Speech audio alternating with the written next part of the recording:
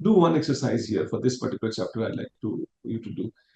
Read the chapter and teach to somebody, and ask somebody to ask conceptual questions back to you, and then try and see that if you are ready or not. And then likewise, let the other person teach some other person, and then in that process, you would be able to pick up some highlights of this chapter from wherever you're reading, from the Bear Act, wherever you read. I like you to read and teach. That will bring about lots of conceptual clarity, either by your expression or by the question being asked by somebody. So this is one exercise for this parliament topic, which I'd like you to insist upon, because there's more than memorization. It is conceptual clarity which is important. I think I like also for you to be clear about the conceptual question.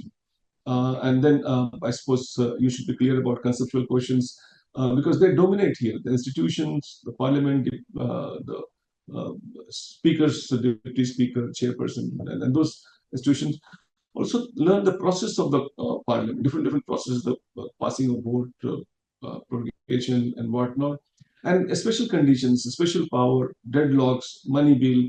I mean, these kind of things, I like you to have questions with the other person that who is teaching you. And when you teach the other person asking you about this, this is one exercise I like you to do this, because when you have a statement-based question, they're not asking factual questions. They're asking concept-based questions, and that is what we have seen, realized. And that is why I insist that you should teach somebody this chapter after reading it. Also, I would like you to look into the special powers and functions that they have got. Please learn the terms carefully, which are appearing as part of the Bear Act that we have got. Committees, I have already told you that you have to learn the committees carefully.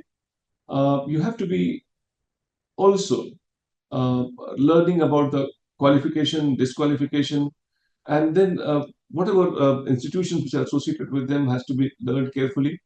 Also, relationship of the parliament with the council of ministers, with the president, with the Supreme Court judges, that relationship also has got some questions. You have to be careful about that.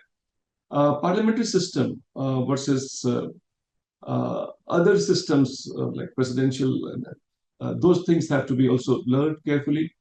Learn about the funds like Consolidated Fund of India, Contingency Fund, public accounts carefully. There's not much information in the Bear Act. Learn from the Bear Act, that will be good enough.